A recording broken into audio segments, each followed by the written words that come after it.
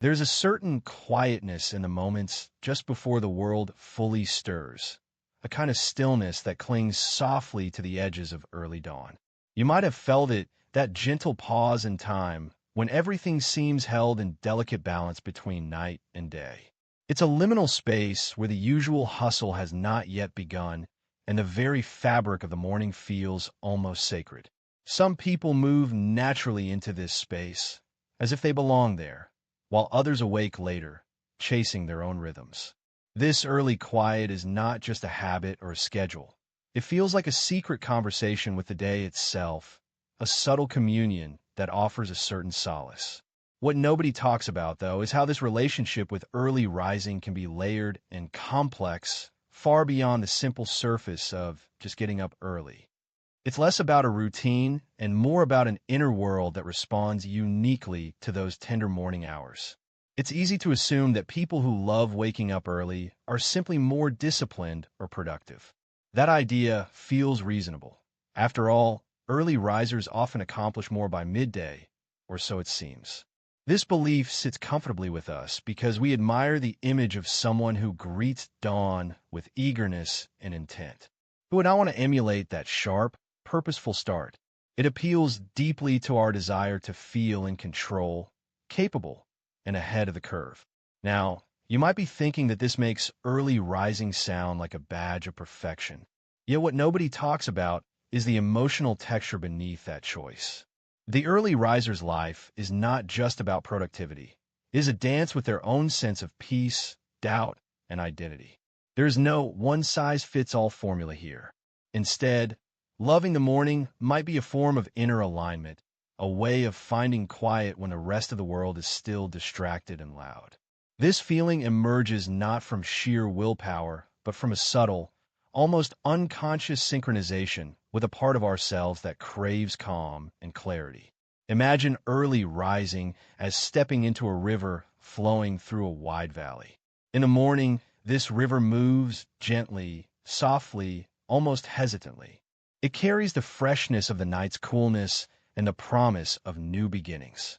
Those who love to wake up early are like swimmers who enter the river's current when it's smooth and welcoming. For them, the water's calm serves as a mirror reflecting their own need for emotional stillness. As the day stretches ahead, the river's flow quickens, becomes more turbulent. Those who rise later encounter the rougher sections, the challenges and clamor of a busier, more chaotic flow. Neither experience is right or wrong. They simply reveal how different temperaments resonate with the rhythms of life. This metaphor of the morning river helps us pause and consider the nuanced inner world of the early riser. The gentle current is not a sign of weakness, but a space of guarded peace. It's a time when a mind can wander softly, cradled by vast open skies and the slightest hints of sunlight. In this light, the urge to rise early is not about escaping something else, but about reaching towards something tender, a chance to be present before the noise begins. This is a key revelation that shifts the entire story away from achievement and into the realm of meaning. One story that illustrates this gently comes from a woman named Maya. She had long struggled with the hectic pace of her job and the whirlpool of evening obligations. Rising early was once impossible for her. Her mornings were rushed and jumbled, filled with exhaustion. Then, gradually, she began waking just 30 minutes before dawn. Those moments felt like a secret refuge, where she could linger in silence with a cup of tea, watch the sky lighten, and breathe deeply without pressure. This practice did not transform her productivity overnight, but gave her a sense of dignity and peace that carried through the day. Maya's story reveals how early rising can be less about conquering the day and more about embracing a tender, restorative experience. There's a common belief that loving mornings means embracing discomfort, that early risers must sacrifice rest or battle fatigue. This perspective isn't entirely inaccurate, but feels incomplete. Emotionally, it makes sense because we all know that waking up earlier than usual can feel like pushing against the body's natural desires. Intelligent people recognize this struggle because it requires a delicate negotiation between external demands and internal rhythms. Yet framing early risers solely as agents of sacrifice adds unnecessary harshness to their story. Instead, we can gently reframe this experience to honor the distinction between comfort and avoidance. Waking early can be a sanctuary of comfort for someone who has learned to find strength in gentle stillness. Conversely, if someone uses early rising to escape emotional discomfort or overwhelm, that, too, is a valid human response, not a flaw or failure. These nuances remind us not to judge, but to witness the layered emotional landscapes behind what seems like a simple habit. Psychologically, early rising taps into the regulation of our circadian rhythms and the brain's reward systems. Dawn signals the release of hormones like cortisol, priming the body for alertness. For some, this neurochemical nudge aligns perfectly with their internal clocks, making early waking feel natural and even pleasurable. It's not mere discipline, but a biological resonance. Furthermore, the quiet of morning provides space for reflective thought, activating the brain's default mode network, the region involved in introspection and mental wandering. This neurological framework supports the emotional attraction many feel toward early hours. Returning to our river metaphor, imagine that the early riser's internal riverbank is planted with wildflowers, delicate, patient blooms that flourish in the soft morning light. These flowers represent inner states of calm, creativity, and hope that thrive in undisturbed environments. Just as flowers need a quiet, gentle climate to bloom, so too do certain minds flourish best in these early, undistracted moments.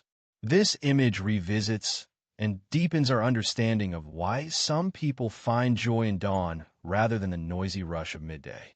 A revelation moment unfolds when we consider that early rising is not just about what is gained, but also what is gently surrendered. In the stillness of morning, there is a letting go of the relentless push to keep pace with others. It can be a subtle declaration that some parts of life require softness and time, not speed. This perspective changes how we understand the early riser, not as someone racing against the clock, but as someone attuned to a different measure of time, one that values reflection and presence over output. Another revelation is how early risers may experience a quiet form of identity validation. They step into morning as if into a familiar home, reestablishing a connection with themselves before the world's demands encroach. This internal attunement can act as a buffer against stress, fostering resilience. It highlights that what might look like an external habit is actually an intimate self-care ritual practiced in private and honored personally. Pattern recognition also plays a role here. Looking at the larger societal context, we see that early rising often aligns with cultural scripts about success and virtue, messages embedded in work culture, schooling, and even social media narratives. The pressure to own the morning is not merely personal, but systemic. This awareness lifts the weight of personal blame and invites us to see early rising as an interaction with broader social rhythms and expectations. It's not a simple indicator of character, but a dance with environmental cues and cultural values. Taking a moment to reflect, you might ask yourself, what draws me toward or away from morning? When in my life have I felt most at peace with the hours just after waking? How might my perception of early rising change if I view it through the lens of gentle presence rather than rigid achievement? These questions open a space for self-compassion and curiosity, shifting us from judgment into exploration. A gentle reframe that may offer relief is this: loving to wake up early is not a flaw, a quirk, or a badge of superiority. It is one of many valid ways people engage tenderly with their own lives. If it feels natural to you, it can be a source of quiet strength and deep connection. If it feels difficult, that is equally okay. Neither state diminishes your worth or your unique journey through life. As the early riser steps into the river's gentle current, they do so not as a conqueror, but as a fellow traveler, aware that each river has its bends and eddies, each day its rhythms and mysteries. This realization can transform how you understand yourself, not as fixed into a category, but as fluid and responsive, moving with the tide in ways that feel authentic and alive. Before we close, it is important to recognize the subtle difference between embracing early rising as comfort and using it as a shield from deeper feelings. This distinction is not about judgment, but about gentle awareness. Comfort soothes and replenishes, while avoidance can delay essential growth. Becoming attuned to this nuance is a kind of quiet mindfulness, an invitation to listen tenderly to your own needs without pressure or haste. If you find yourself drawn to the tenderness of early mornings or feel conflicted about waking early, this video is for you. It's for those who want to understand the emotional layers beneath their waking routines and to feel seen without judgment. If this reflection speaks to you, subscribing might quietly invite more moments like this into your viewing experience. Now, turning to a broader perspective, we might see early rising as a mirror reflecting not only individual habits, but also modern life's pacing. In a world that often feels relentlessly fast and noisy, the choice to greet the day early can be a way to reclaim space and time. It's a small but meaningful pushback against the fragmentation of attention and the erosion of quiet. One final thought lingers.